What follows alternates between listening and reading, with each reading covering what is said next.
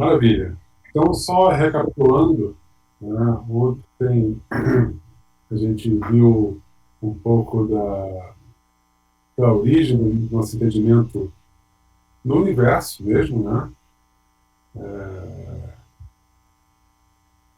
Como começou toda essa história, enfim, desde lá o princípio dos tempos, praticamente, até entender que realmente a nossa galáxia é uma como qualquer outra, né? E faz parte aí de uma grande teia cósmica. Hoje a gente vai entrar um pouco mais nesse detalhe, né, dessa teia cósmica, né, tentar entender o que se entende sobre isso. Algumas das coisas, eu acredito, devem ter sido faladas nas aulas de cosmologia. O Armando também deve falar nas aulas dele sobre os grandes vazios, né, algumas coisas. E, bom, vamos lá. Queria, como numa antiga novela da Globo, onde o povo era metido a falar inglês, queria pedir minhas apologias, né, porque vários dos slides aqui hoje estão em inglês. Espero que isso não gere nenhum, né, infortúnio. Mas vamos falar aqui na língua pátria, como se diz. Maravilha, maravilha. Então vamos falar dessa distribuição de matéria no espaço, né? A gente falou lá do catálogo do Messier, coitado, né? Observando no olho, lá nos idos de 1700, xingando galáxia, querendo descobrir cometa, né? E só mais para o fim do século passado, como tu disse, né? Nos idos de 1970, 80, é que se começou a observar de forma mais sistematicamente, o céu, usando placas fotográficas, né? Essas placas eram digitalizadas, em geral, escaneadas mesmo, né, em grandes máquinas, e aí, a partir dessa digitalização, se conseguia analisar esses dados nos computadores da época, vamos dizer assim, né? O grande desafio de boa parte do século passado da astronomia era você passar da placa fotográfica para os dados digitais. Isso daí, depois do surgimento do CCD, né, que é o detector de estado sólido, George Kepler Device, que é usado amplamente hoje na astronomia, inclusive em grandes mosaicos, né, isso passou a ser muito mais fácil de você observar o céu, né? Causou uma nova revolução. Mas a primeira revolução veio, então, com esses grandes levantamentos feitos com placa fotográfica, né, digitalizadas. E aqui estão exemplos aqui, esse survey chamado APM, tá? E onde você pode já ter uma pequena noção, tem uma grande área do céu coberta aqui, tá? E você começa a ter uma pequena noção de que existe uma estrutura em grande escala, que existe uma teia cósmica, que existem regiões de maior subdensidade e menor, né? Apesar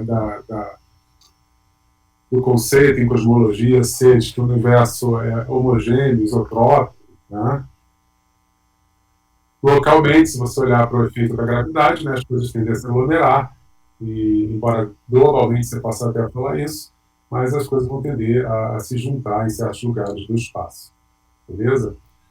Não é difícil ver que esse mapa é bem legal, te traz um monte de nova informação, e você pode analisar de diversas formas, de modo a resolver um problema, né, que ele é 2D. Né, ele é um mapa 2D. Então, o grau de superposição de fontes, né, sei lá, uma galáxia que está na frente da outra, ou que está próximo angularmente, mas na verdade está longe, né, do ponto de vista de distância, isso daí é um problema que você vai precisar resolver. Né? E aí o jeito mais preciso de resolver esse problema é através da tal espectroscopia, que a gente falou ontem que o Hubble usou. Né? Você mede o espectro de uma fonte, tá? E então, essa fonte, você mede a linha de emissão ou de absorção de um dado elemento químico cujo comprimento de onda você sabe, conhece no repouso, você vê que está deslocado, né, por conta de um efeito Doppler, e aí você vai lá, mede esse delta lambda e vê qual é a velocidade de afastamento, e hoje em dia você sabe que essa velocidade de afastamento graças lá ao Edwin Hubble, também corresponde a uma distância, né? Quanto maior a velocidade de afastamento, maior a distância. Esses projetos começaram com observações galáxia por galáxia, né? Você pega o espectrógrafo e botava em galáxia por galáxia, na década de 70, 80, né? E foi a primeira vez que você viu realmente as estruturas, né? A partir do momento que você tem essa definição da distância da galáxia e você faz um mapa relativamente grande do céu. Esse aqui é um tipo de figura tradicional na análise da estrutura em grande escala do céu. Você tem uma distância angular aqui, tá? E aqui a distância radial mesmo, né? Você colapsa a outra direção angular, né? Vamos dizer assim, na vertical, você olha só numa direção aqui. E aí foi a partir do momento que você viu que tinha grandes estruturas, né, no universo. Se até chamou isso aqui do bonequinho, né? O Observatório Nacional teve um papel importante em fazer a continuação dessa parte aqui no sul, usando o Observatório do Pico dos Dias. E como eu falei, foi um trabalho hercúleo, observando galáxia a galáxia, uma por vez, usando espectrógrafos. O próximo salto disso aí veio com outros levantamentos, como o 2DF e o Sloan Digital Sky Survey, o SDSS, onde você passou a fazer espectroscopia multi-objeto. Então, em cada observação, você conseguia observar centenas de objetos. De certa forma, parecido com aquilo que eu mostrei ontem do IFU, né? Só que, em vez de estarem as fibras todas juntas, você posiciona as fibras em diferentes partes do campo, né? Você tem um grande plano focal com furinhos, né? Ou posicionadores robóticos, em que distribuem as fibras ópticas em cima de onde está a galáxia, e aí a luz da galáxia entra na fibra óptica e vai até um espectrógrafo, e assim você consegue medir o espectro das centenas de galáxias em cada apontamento do céu, tá? E aí, com isso, você conseguiu, e com telescópios maiores também, né? Você consegue observar de muito melhor esses espectros. Você começa a ver cada vez mais longe, né? Mapear o universo de uma forma cada vez melhor e ver como essas estruturas, as galáxias, realmente se distribuem no universo. E fica bastante claro, né, que você tem regiões de maior concentração e outras regiões mais vazias. Tá? E a partir do momento que você tem uma grande amostra, né, como essa, aqui a gente saiu de milhares de galáxias lá na década de 80, 90, para milhões nos anos 2000. Tá? Tá tendo algum eco aí?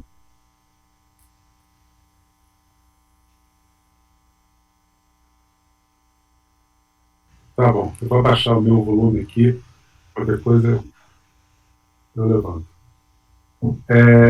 Então você passa de milhares de galáxias para milhões, e com uma amostra de milhões, essa não é uma amostra de centavos, mas essa é uma amostra de milhões, você passa a ser capaz de dividir a sua amostra em diferentes propriedades, né? Isso é maravilhoso. Você tem uma amostra muito grande, você pode entender como cada propriedade corresponde a uma questão responde a uma questão, né, da formação e evolução de galáxias. Então você pode dividir em diferentes luminosidades, ver quantas galáxias massivas você tem no universo e quantas de baixa massa tem, qual a distribuição de cores dela, será que as de baixa massa são mais azuis, tendem a ser mais jovens, né? Qual é a massa estelar delas? Tudo isso você consegue analisar, né, para te dar um entendimento melhor do universo. Né? Isso foi uma evolução muito grande na área de evolução de galáxias, com esse tipo de trabalho, né, usando o espectro, que permite medir idade, mudanças químicas, com uma maneira muito mais precisa para milhões de galáxias, e também vendo como essas coisas mudam com diferentes propriedades da população, além de o meio ambiente que a gente falou ontem, né, que se ela está num aglomerado grande, massivo, né, num ambiente de alta densidade, onde você provavelmente tem a chance das galáxias colidirem mais, ou só resvalarem uma na outra e gerar toda sorte de interrupção ou de ignição de formação estelar, né? E, então, com esse tipo de dado, você realmente consegue avançar bastante no investimento. Tá? E, então, agora eu vou começar a falar de uma coisa que me é bastante cara, né? Me perdoe o viés, mas acho que é de interessante de todo jeito, que é como encontrar esses aglomerados de galáxias, né? E para vocês sentirem um pouco do drama, eu fui aqui na página sky.esa.it. Quem foi nesse site, levanta a mão aí. Ou quem não foi, levanta a mão. Bom, legal. Algumas pessoas conhecem. É uma espécie de Google Maps do, do céu, né? Você tem toda sorte de dados ali disponíveis. Esse daqui a gente está olhando a região do aglomerado de Coma, tá? Usando um dado bastante antigo, DSS, tá? Ela era, de fato, a referência para você, enfim, identificar a fonte no céu até poucos anos atrás. E lembra lá que, quando eu falei do Charles Messier, né, foi o primeiro cara a fazer o catálogo de galáxias, que já se tinha uma noção, né, de que havia uma sobredensidade de galáxias na região de Coma, de Virgo, né? Então, a gente está vendo aqui uma região relativamente grande do céu, 3,3 por 1,7 graus quadrados. Isso são várias luas cheias aqui atravessando. Tá? Né? A lua cheia é meio grau, se eu não estou viajando agora. Né? E olha como... Bom, o que vocês acham? Quem acha que dá para ver uma aglomeração aqui no olho? Quem acha que sim, levanta a mão. Beleza, estamos aqui com o pessoal bom de olho, então. Tá? Mas não é tão trivial assim. Né? Tá aqui uma sobredensidade, né? Talvez seja uma questão de contraste. Vamos olhar o Virgo. O aglomerado de Virgo, que é talvez um pouquinho maior do que potencialmente um pouquinho maior, e onde fica a famosa M87, né, onde foi feita a imagem do buraco negro, ele está bem mais perto do que o aglomerado de Coma. Então, olha só como é legal. As galáxias aqui já estão bem mais na cara da gente. Né? Essa escala aqui, né, esses sites, o Sky do ESA te dá o campo de visão, aqui é 3,3 graus, espero que vocês consigam conseguindo ver. Né? Então, aqui está o mesmo campo de visão. Né? E olha como o aglomerado de Coma é bem mais distante, claramente, né, mais distante do que de Virgo. Né? Não é uma questão de que, nossa, será que as galáxias de Virgo são maiores do que as de Coma? Não, elas são realmente mais próximas da gente. Né? Então, vale a pena talvez até aumentar esse campo de visão. E, bom, tem aqui uma outra galáxia aqui, mas não está tão claro. Alguém ainda concorda que dá para ver uma sobredensidade aqui muito... Alguém apostaria que tem um aglomerado aqui? Um ou outro gosta de fazer apostas arriscadas aí, né? Mas veja como está. Se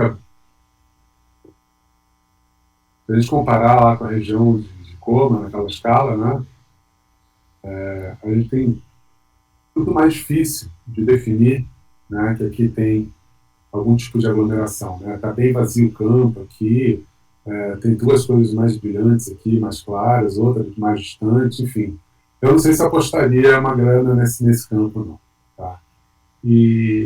Mas vocês estão achando, nossa, que coisa boba, né? Eles estão olhando aqui no olho. Mas, de uma maneira talvez um pouco mais esperta, mas os primeiros catálogos feitos, né, de aglomerados de galáxias do céu, feito por esse senhor aí, Jorge Ardel, né, lá na década de 50, 60, era o cara olhando uma placa fotográfica. Né? Ele usava alguns, vamos chamar de truques, né? Por exemplo, para evitar efeitos de contaminação, como esse que a gente está vendo aqui. Né? Tem várias galáxias brilhantes, aqui está mais claro, mas talvez aqui em Coma fique, né? Em Coma também não é um bom exemplo porque tem duas galáxias dominantes, mas para você evitar aquele problema de superposição, né? Essa é uma galáxia que está aqui, que eu estou vendo, será que ela está no aglomerado ou é uma galáxia que simplesmente está na frente aqui, né? Então, em vez de ele pegar a galáxia mais brilhante, por exemplo, ele pegava a terceira mais brilhante, né? A gente pode explicar isso melhor daqui a pouco, porque, como a gente falou ontem, todo aglomerado geral tem uma galáxia mais brilhante, né? E cujo brilho pode se destacar demais do brilho das galáxias, né, em geral do aglomerado. E aí, se houver, enfim, é melhor você usar uma galáxia um pouco menos brilhante como referência, como âncora, assim, para você analisar o grau de agrupamento ali naquela região, do que usar uma galáxia muito brilhante, porque você pode acabar pegando, por engano, uma galáxia que, na verdade, está mais próxima, né, muito mais próxima do que você estimula para aquele aglomerado ali. Tá? Então, o cara realmente pegava e olhava com um certo método, né, placas fotográficas para tentar encontrar aglomerados de galáxias. Né? E só para comparar, né, o drama dos dados, vocês devem lembrar que, em geral, na astronomia, quando a gente observa o céu, a gente observa num filtro só, né, então uma imagem preto e branco, a gente está olhando uma certa faixa do espectro eletromagnético. Né? Para você ter essas imagens bonitas, coloridas, você tem que observar em pelo menos uns 3 filtros para montar o RGB, né? E aí ter essa noção de cor, né? Refletindo o quanto de cada fluxo em cada faixa, em cada banda. Né? Um sistema recente de banda, você tem o U, G, R, I, Z, né, que vai ali de perto do ultravioleta até o infravermelho, passando pelo visível. Né? Mas olha o tipo de dado que ele trabalhava, né, um dado em preto e branco, tá? Com não tanta profundidade, e essa aqui é uma imagem, vamos dizer assim, amadora, né, já com detector digital, e feito em vários filtros, e que permite ver aquilo que a gente comentou ontem, por exemplo, que essa região daqui vai ter objetos mais avermelhados, mais velhos do que fora do aglomerado. Né? Isso também é uma coisa que a gente vai ver que a gente usa para identificar esses aglomerados. Tá? Uma pergunta que o pessoal sempre costuma fazer, né, quando vamos observar o céu e descobrir aglomerados. Né? Por que você não usa o Hubble? Né?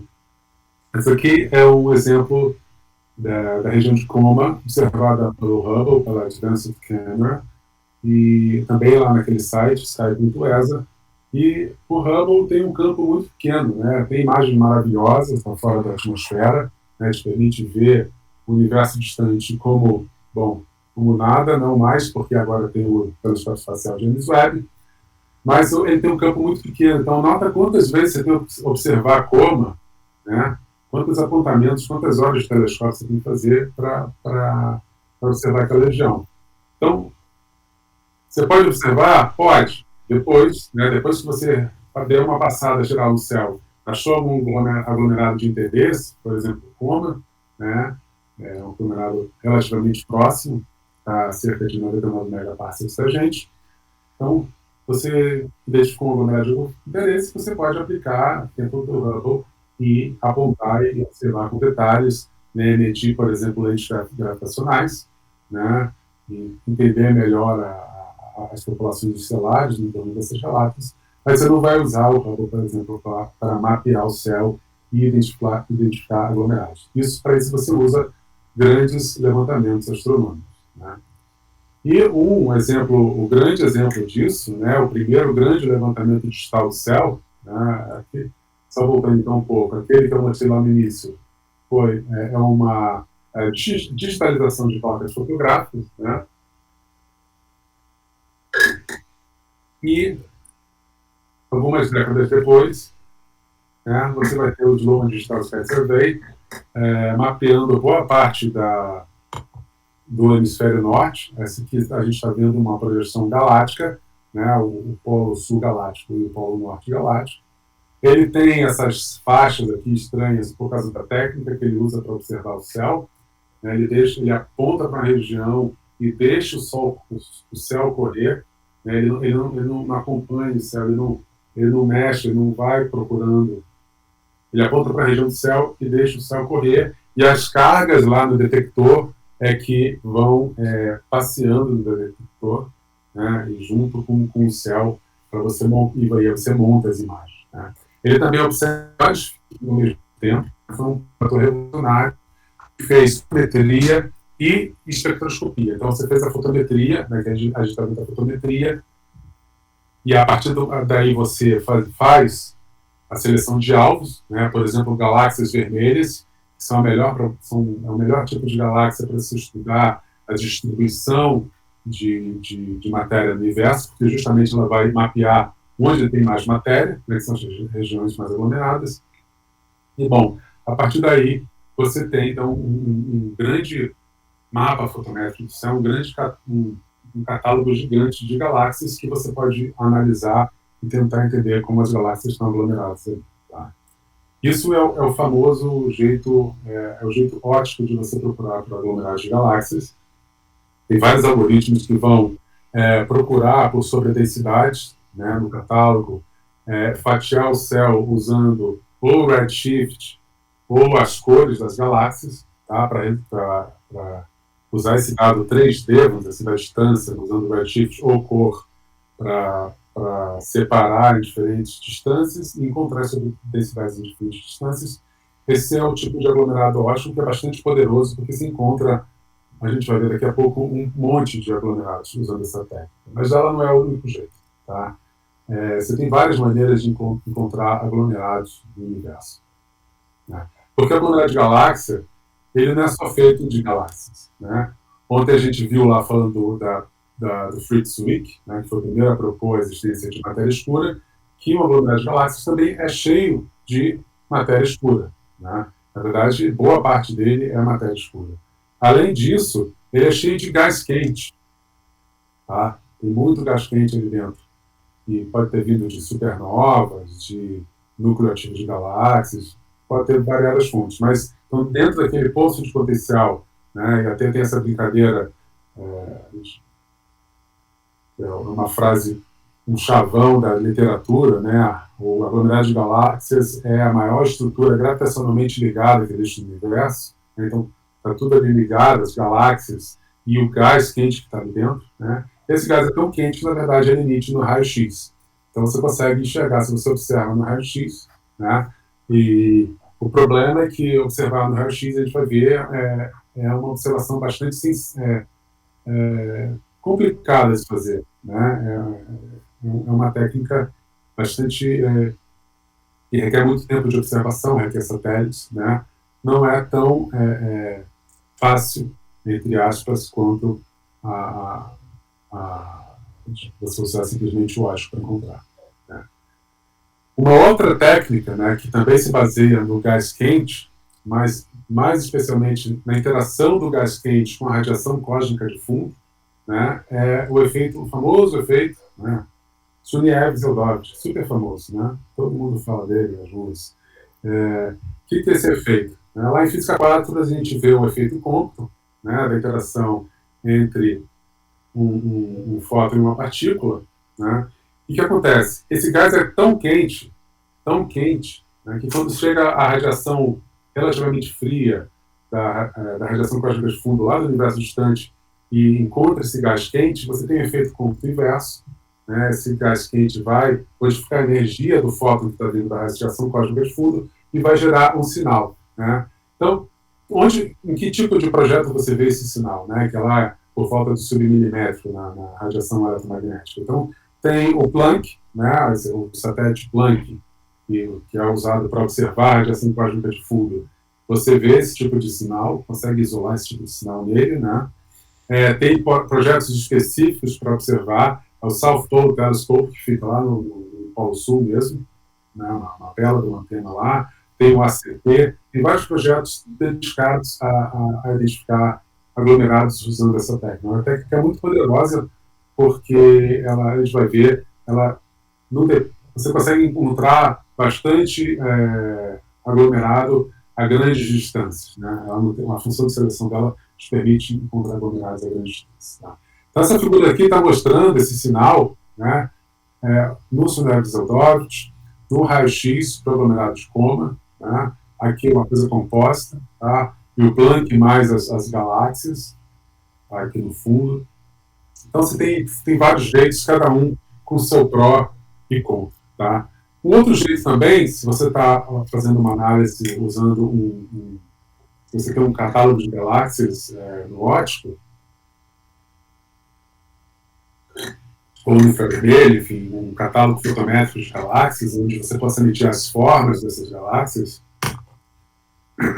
é usar a técnica de weak lensing. Né?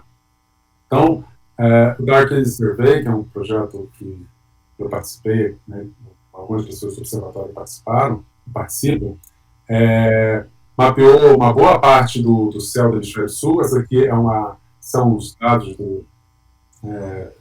do ano 1, tá? E aqui o que a gente está vendo aqui, nessas cores aqui, são a densidade baixa e alta de matéria vista através do cálculo da deformação das galáxias do céu, através desse efeito chamado de lente gravitacional. Tá? E é interessante ver, né, na região 1 aqui, onde é mais azul, se a gente olha uma imagem do 10 naquela região, você vê que é bem mais vazia. Tá? E, por outro lado, se você vai olhar essa região 2 aqui, onde tem um avermelhado, uma maior densidade, você vê que realmente tem um aglomerado. Tá? Então, essa também é uma técnica de você encontrar sobre a densidade, né? E, na época, foi o maior mapa de densidade de matéria escura do universo já feito. Beleza? Bom, vamos comparar um pouco essas técnicas. Bem por alto, né? Que é o que permite o momento agora. Tá?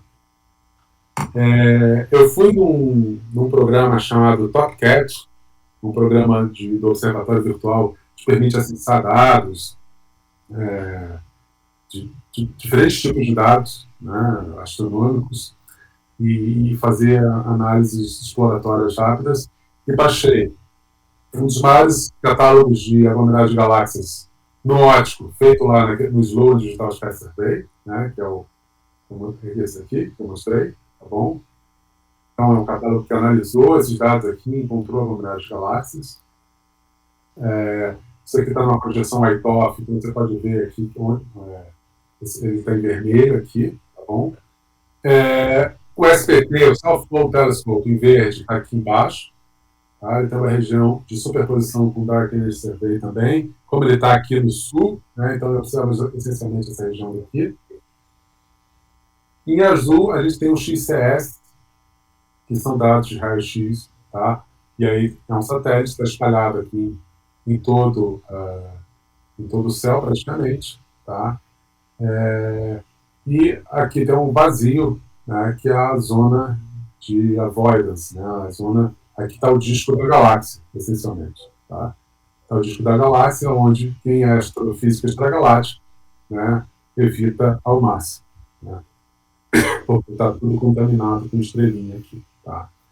Então, essa figura aqui já te dá uma noção de que você tem muito mais aglomerado observado no óptico, né? E esse é um grande barato do óptico, do que nos outros, nas outras técnicas, né? Raio-x e esferias do óptico. E aí, então vou desistir, né? Vou fazer só óptico, né? A gente vai ver que tem nem tudo são flores, né, nesse tipo de técnica. Tá? Aqui a gente vê a distribuição em redshift normalizada simplesmente pelo número total de cada um. Tá? Então, em vermelho, o slow, lá, o óptico. Em azul, mais uma vez, o raio-x. E em verde, o SPT. Tá? E nota aquilo que eu falei de que o SPT, então o que a gente está vendo aqui? Está vendo o redshift, a distância, né? Até altos redshifts. O número, né, deles em função do redshift. Tá? E ver como que o SPT, o sinal de Zeldovich, sofre muito menos o efeito de seleção, né? Você continua encontrando aglomerados, tá? Com a distância. né? Você não deixa. Enquanto que o X-ray você vai tender a observar mais próximo, né? Ele vai caindo aqui, tá? E esse catálogo em particular do GMBCG, né? Observa muito mais a umidade, mas há uma distância não tão, não tão grande, tá? Outros catálogos que vieram depois até estendem isso aqui, tá? Mas a gente vai ver qual é a complicação disso aqui. A gente pode comparar não só o Redshift, mas também algum indicador de massa dessa técnica, né? E é nesse aspecto que o Sunweb-Zeldoft e o raio-x ganham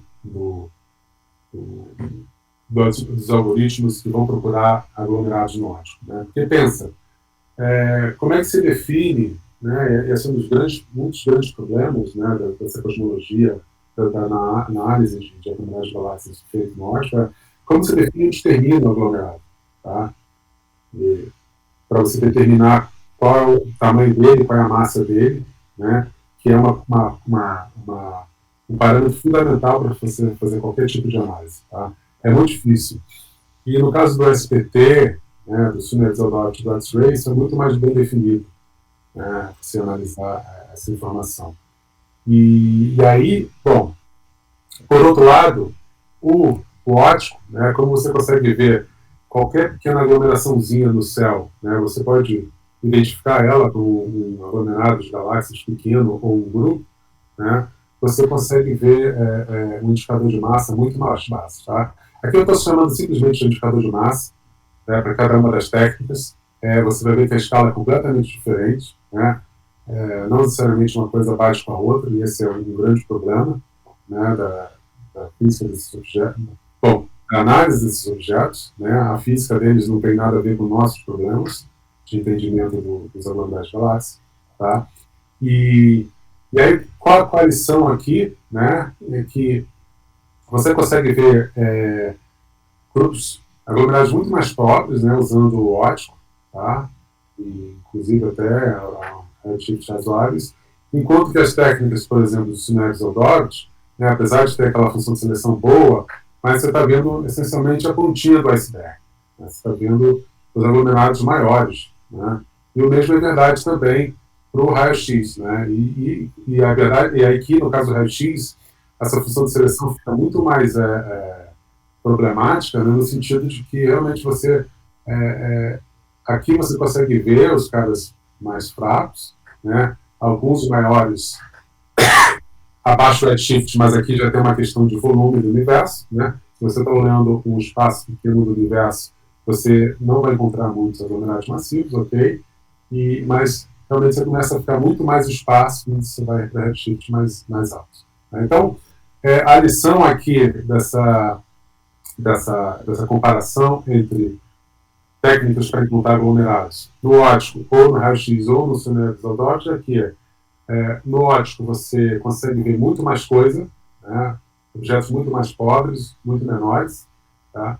Mas, por outro lado, essa medida de massa, né, o indicador de massa do óptico é muito mais fraco, né? É pior. O Sunweb-Zeldoft e raio-x, por outro lado, tem um indicador de massa bem melhor, mas você consegue encontrar muito menos aglomerados. Tá? E, de certa forma, o Sunweb-Zeldoft seria o melhor de todos, no sentido de você ter uma função de seleção que te permite ver aglomerados de maneira mais ou menos constante com a distância. Tá? E aí, o grande lance depois, a gente vai ver, é que você é capaz de juntar esses dados óticos, né, dar um match, como se diz, com esses outros dados e outros comprimentos de onda, para tentar calibrar o indicador de massa deles. Tá? Essa é uma das grandes questões para quem está fazendo, quem faz análise dos aglomerados de galáxias. Tá bom? Bom, voltando então aos aglomerados encontrados pelo SLOW. Né? Alguém tem alguma pergunta até agora?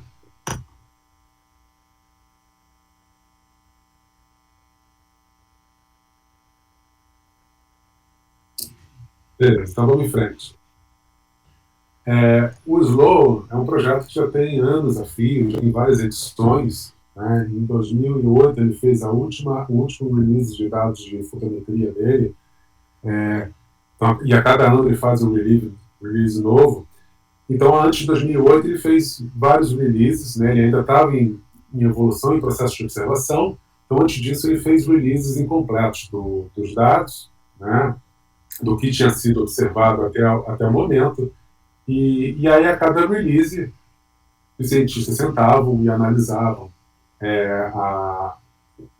estudavam o grau de aglomeração das galáxias, né? E geravam um catálogo de aglomerados de galáxias. Né? Então, logo lá no início, um dos primeiros catálogos do Chris Miller, em 2005, ele encontrou cerca de 750 aglomerados. O catálogo, de fato, vamos dizer assim, que foi bastante usado na colaboração SLOA, foi do Benjamin Coaster, et al., 2007, onde encontrou 14 mil aglomerados de galáxias, até um redshift máximo de 0,3. Tá? Esse catálogo foi usado em várias análises exploratórias de como se medir constantes,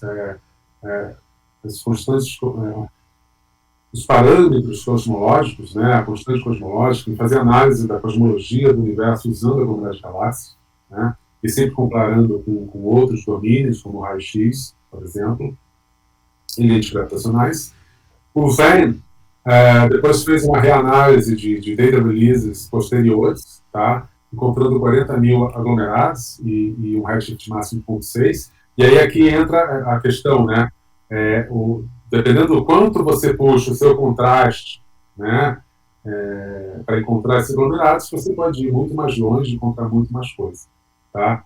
E também do mesmo grupo aqui do Ben Coaster, o Jiangang Hao, tá? Em 2010 lançou o GMBCG, uma técnica um pouco mais apurada usada aqui, né? Encontrou 155 mil aglomerados, até a redshift com 55. É claro que aqui a gente está vendo uma evolução dos dados com o passar do tempo, né? Esses aqui talvez sejam os mais comparáveis, mas um problema da literatura bastante interessante, né, quando você vai olhar esses aglomerados, que todo mundo fala que o catálogo dele é o melhor de todos. Né? E o que significa ser o melhor de todos? É o que não é falar aglomerados, né?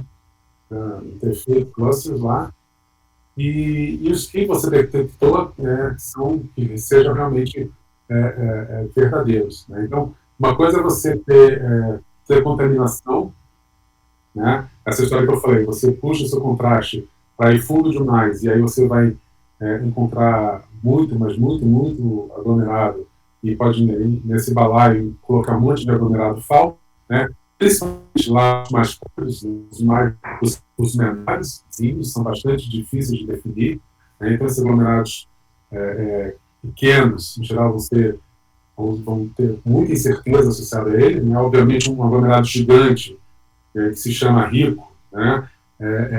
Tá lá na cara, né? A gente consegue ver quando a gente viu Lacoma e Virgo, né? Mas os menorzinhos são mais difíceis de ver, e aí se você puxa esse contraste para tentar encontrar, você vai jogar lixo e vai te afetar a sua análise. Tá?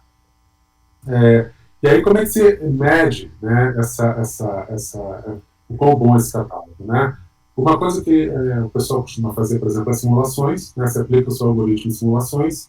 Simulações você sabe o que está lá dentro, né? Você sabe que aglomerado encontrar, você dá um match entre o seu resultado do seu algoritmo e o que está na simulação, né? Pode ser por proximidade, tá? Pode ser com um ranking de massa, tá? E ao fazer esse match, você diz, achei, não achei, tá? E aí você calcula essa razão para ver quantos aglomerados você achou e não achou. E aí aqui vale entrar num detalhe bastante interessante, né, sobre a função de massa de aglomerados, que né, a massa aqui é o parâmetro-chave do entendimento de tudo. Né? E que é o que, por exemplo, as pessoas querem modelar, né, a função de massa, ou seja, quantos aglomerados você encontra em função da massa do aglomerado, porque quantos aglomerados você vai formar e o quão macios eles são, depende, né, da densidade de matéria do universo, da densidade de energia escura do universo, depende de tudo isso. Tá? Então, isso tudo vai afetar quanto de aglomerados se encontra numa dada região e a massa deles. Não, por isso que essa massa é tão importante. Né? E como tudo no universo, né, ou quase tudo no universo, as coisas maiores são menos abundantes do que as menores. Né? Então, não sei se a Simone falou disso, né, mas você tem uma coisa chamada função de massa inicial de estrelas, então você tem muito mais estrelas de baixa massa, a gente viu isso no diagrama HR, né, do que estrela de alta massa. Eduardo provavelmente vai falar a mesma coisa do nosso sistema solar. Você tem muito mais asteroide pequeno, né, do que asteroide grande. Ou você tem muito mais grão de areia na praia do que pedras e pedregulhos. Né? Então você sempre vai ter mais coisas pequenas do que coisas maiores. A mesma coisa acontece com os aglomerados de galáxias. Né? Então, você tem muito mais aglomerado de baixa massa do que aglomerado de alta massa. E aí, esse é um problema, por quê? Né? Porque na hora que você vai fazer esse dar o match lá, né, é para a esquerda ou para a direita? Enfim, na hora que você vai dar o match entre esse aglomerado e o, né, que você encontrou em o da simulação, por exemplo, no entorno dele vai ter um monte de aglomerado pequeno. Né? Então é muito fácil você dar match no aglomerado pequeno.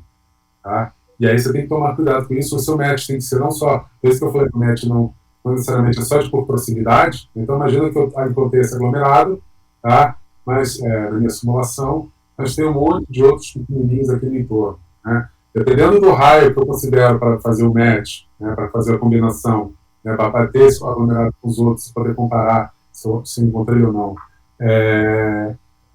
eu vou encontrar, então se eu olhar o mais próximo aqui, por exemplo, eu vou encontrar o aglomerado errado. Eu vou achar, encontrei um aglomerado. Mas, na verdade, não encontrei. Tá? Esse aglomerado é errado. Então tem que dar um match não só em proximidade no céu, em distância, no redshift, mas também em massa. Né? Então, e aí, bom, como é que eu meço a massa?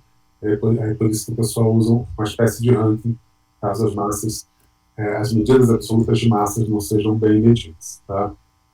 Então, o tipo de coisa tem que tomar cuidado na hora de estudar os aglomerados. No caso do... Então, como eu falei, isso são análises lá para o Joomla digital de cada ser feito. Um próximo passo, tem vários levantamentos que foram feitos nos últimos anos, fotométricos, tentando entender esse mistério, né, da estrutura em grande escala, tentando entender os mistérios da energia escura. Tem o Darkness Survey, tem o KIDS, tem o HSC, do telescópio Subaru, né? Mas, enfim, vou falar aqui do DES, que foi onde eu participei. Né? Então, ele mapeou 5.000 graus quadrados aqui do céu, tá? Com essa forma aqui estranha, mais uma vez evitando o disco da Via Láctea, se conectando ao Equador para poder fazer comparações fotométricas com o Sloan, por exemplo, aqui que está aqui em cima, no hemisfério norte. Tá? Foi observado lá com um telescópio de 4 metros no Chile, o Blanco, com uma câmera de cerca de 570 megapixels, isso mesmo, 570 megapixels, um pouquinho maior do que você tem no celular, né? Mesmo que você tenha aí o Samsung Galaxy S23, sei lá o quê, né? E que te permite fazer excelentes imagens do universo. Tá? O algoritmo que foi usado foi aplicado ao Joomla também, mas também foi aplicado ao Darkness Survey, é o conhecido como Red Mapper, tá? E ele aqui significa Red Sequence Matching Filter Probabilistic Interpolation, tá? Um algoritmo bastante bom, roda rápido, e que consegue calibrar, né, um indicador de massa com um espalhamento, esse problema que a gente falou bastante aqui, a gente como determinar a massa usando o algoritmo que procura nos dados óticos, então ele consegue fazer uma medida de riqueza bastante boa. Tá? E por que o Red Sequence? Né? Lembra lá que a gente falou que, em geral, os aglomerados de galáxias tendem a ter galáxias vermelhas, né? Isso a gente consegue ver na prática se a gente faz um diagrama cor-magnitude, ou no caso aqui, a gente faz um diagrama cor-massa, né, para aglomerados de galáxias a diferentes redshifts. Tá? Então fica bastante claro quando se a gente quisesse pegar uma região do céu que a gente tem um aglomerado e fazer um diagrama cor-magnitude daquela região, tá? Você conseguiria identificar Se ali tem um aglomerado de verdade, verificando se tem uma sequência vermelha. Essa é a tal da red sequence. Né? Então, isso aqui é uma cor, aqui é a parte mais vermelha da cor, né? Aqui mais azul. Você tem uma série de galáxias no campo, ou na frente ou atrás, que são mais azuladas, mas tem uma sequência vermelha bastante definida. Uma questão, em particular, se a gente permanece na mesma cor, né, aqui G-R, que está lá no início do visível, tá? É que à medida que eu vou observando aglomerados de galáxias de redshifts mais altos, ou seja, mais distantes, né, mais perto do início do universo, aqui nem tanto, isso é igual a 1, mas enfim, mais distante, você vai perdendo lá pelo efeito Doppler, ele vai sair dessas bandas, né, então você teria que mudar a banda. Então, se você tem uma limitação de banda no seu levantamento, você começaria a perder, a afetar a forma como você detecta esses aglomerados. E a outra coisa também, se você está olhando para o universo distante, muito embora a gente tenha falado ontem, né, que essas galáxias, a maioria delas se formou lá no início do universo, rapidamente e tal, né, ainda assim, a proporção de galáxias que vão ser mais jovens lá no início do universo vai aumentar, né, em relação ao que a gente vê hoje. Né? Então, essa sequência vermelha, na prática, então, qual é o resumo dessa história? Existe uma limitação, né, para se encontrar aglomerados de galáxias usando a sequência vermelha, né, porque ela começa a desaparecer aqui em altos redshifts. Então, não dá para simplesmente usar isso para encontrar aglomerados a altos redshifts. Tá? Aí a alternativa que o pessoal usa em geral, em vez de usar só a cor, né, é usar uma combinação de cores para fazer uma medida de um redshift fotométrico. Né? O que é isso? Né? A gente falou bastante de redshift aqui no contexto de espectros, né? E a gente viu o quanto é complicado medir espectro. Né? Ou seja, 1 a 1, ou num sistema num espectrógrafo multi-objeto, né? Sempre a fotometria vai ser muito mais simples, barata, rápida, né? Enquanto lá o Sloan observou milhões de espectros, né? Vamos dizer assim, dezenas de milhões, se você olhar o catálogo de fontes fotométricas, você vai ter centenas de milhões. Tá? Então, a fotometria produz muito mais objetos, né? de uma maneira muito mais fácil de se observar. E é também por isso que você consegue gerar catálogos de aglomerados de galáxias muito mais fácil. Então, o pessoal, quando observa, faz a fotometria do universo, né, faz as imagens em diferentes filtros, né, eles conseguem fazer uma espécie de espectroscopia de baixa resolução. Né? E aqui, isso aqui está sendo exemplificado nessa figura aqui. Tá? A gente tem um espectro, né, no repouso, uma estrela quente, provavelmente, tá? Representando, só para a gente ter as linhas claras aqui do hidrogênio, da sede de Balmer, tá? Tem a discontinuidade aqui, está no repouso, e à medida que a gente vê essa fonte, né, a diferentes redshifts, né, ou seja, diferentes distâncias, né, feito o Doppler vai deslocando ela para aqui, para a direita, né, e aí o que acontece? Isso muda o fluxo ao longo dos filtros, né, vai mudar a cor. Então, se aqui a gente tem filtros que estão dando, e aqui estão a curva de resposta a cada filtro, né, ao longo do comprimento de onda, né, então aqui estão os filtros mais azuis, aqui os filtros mais vermelhos, tá? À medida, então, que uma dada fonte ela vai sendo, ela está a um redshift cada vez maior, ela vai aparecendo, né, ela passa a aparecer mais, né, tem mais fluxo numa banda mais vermelha do que numa banda mais azul. Né? Então, aqui, então, essa fonte aqui em redshift 0, né, estou medindo o brilho dela na banda 1 na G, né, e começa a cair, então ela vai aparecer mais azulada na minha análise, mas a mesma fonte em redshift 0.8, né, você já começa quase no médio fluxo aqui nas bandas U, G e R, mas vai medir bastante fluxo a banda I e Z, então ela vai me aparecer mais avermelhada. Então, Isso daí você consegue fazer uma espectroscopia de baixa resolução usando várias técnicas, né? Tanto ajustando espectros de comparação, por exemplo, espectros estelares e de outras galáxias, que você sabe qual é o redshift delas, qual é a cara delas, né? Você tenta ajustar os espectros e medir, né? E existem técnicas também de aprendizado de máquina, da super na moda, onde você calibra o seu catálogo fotométrico com uma amostra de redshift espectroscópico, tá? Então você treina, você tem uma amostra de redshift espectroscópico, dá o match entre essa fotometria e a espectroscopia e treina essa amostra, né, usando algoritmos de aprendizado de máquina, e aí a partir desse treinamento, amostra de treinamento, você aplica isso na sua amostra principal para tentar estimar o redshift fotométrico. Tá? E aí com isso você tem um indicador de distância no seu catálogo fotométrico.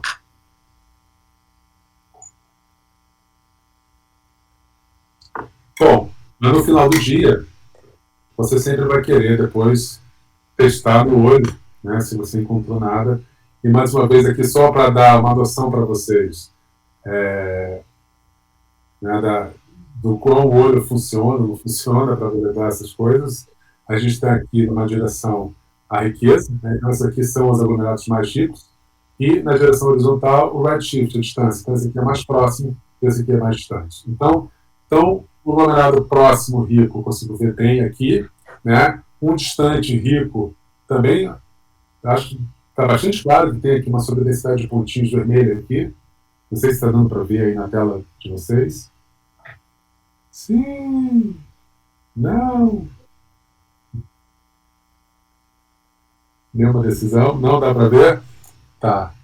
Mas aqui por aqui dá, assim, na minha tela dá para ver mais ou menos, né, que tem alguma coisa rica aqui, tá? O pobre abaixo do redshift, né, o aglomerado pequeno abaixo do redshift, a gente consegue ver uma sobredensidade aqui mais ou menos clara, mas o aglomerado pequeno a alto redshift, ou seja, distante, aí esse daqui, se alguém conseguir enxergar alguma coisa aí,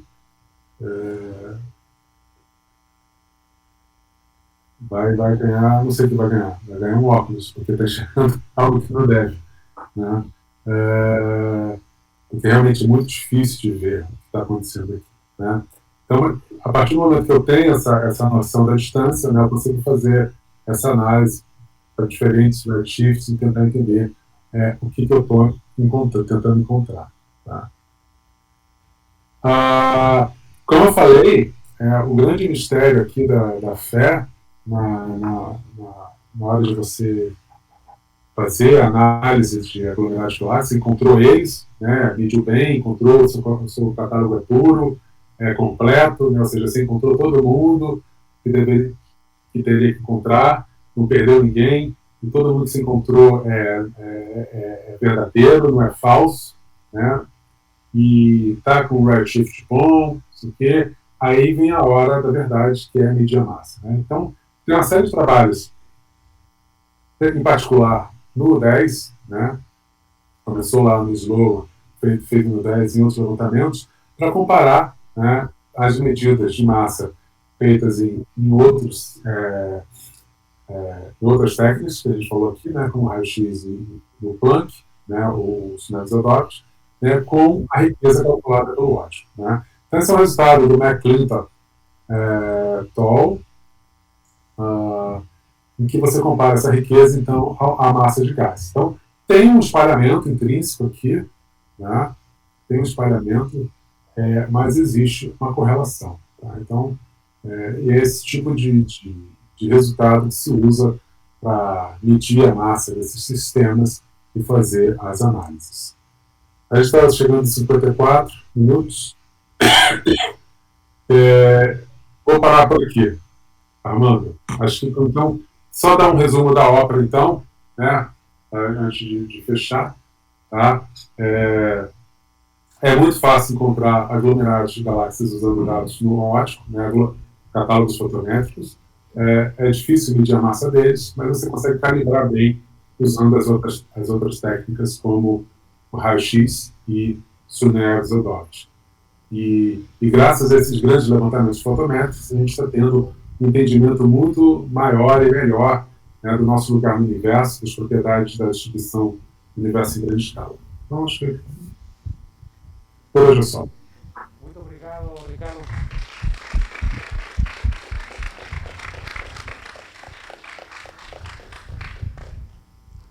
Então, passamos à sessão de perguntas, dúvidas, comentários. Quem tem uma pergunta por aí?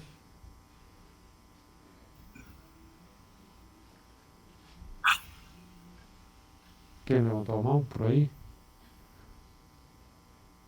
Por favor. Obrigado. Boa tarde. Então, eu só. Não é nenhuma pergunta nem nada, não. Eu só queria que o senhor explicasse novamente sobre o Red Mapper. Você ouviu a pergunta? Não. Gostaria de ouvir sua explicação do Red Mapper de novo. Ah. Bom, eu não vou entrar em detalhes aqui, mas ele é uma linha de códigos, de algoritmos, tal qual aqueles que eu mencionei antes, GMBCG, MaxBCG e afins, em que vai usar as cores do algoritmo para as cores das galáxias, em particular a sequência vermelha, para encontrar o aglomerado. Tá?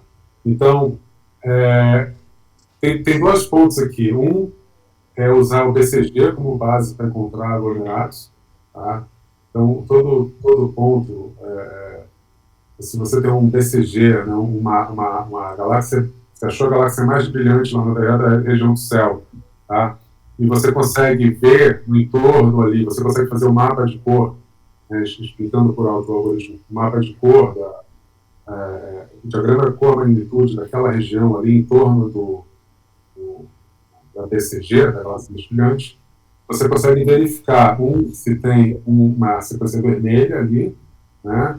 E dois, qual é o grau de aglomeração dessa sequência vermelha.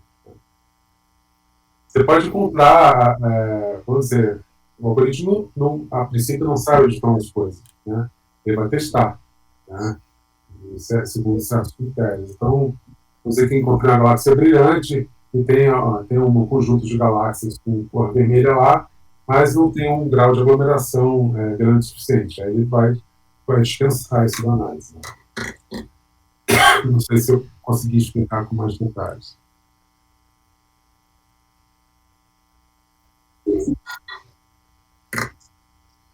Enfim, um pouco melhor, né? O grande detalhe é isso, né? Os códigos, se você puder resumir todos os códigos, encontrar uma sobredensidade no céu numa dada slice do céu, né? Você fatia o céu em distância, né? E aí essa fatia pode ser tanto em redshift quanto em cor, tá? E aí você pode percolar entre essas várias fatias para ver se o aglomerado existe, em que fatia que ele existe, né? Em que fatia que existe essa sobredensidade, e aí definir qual é o redshift dela.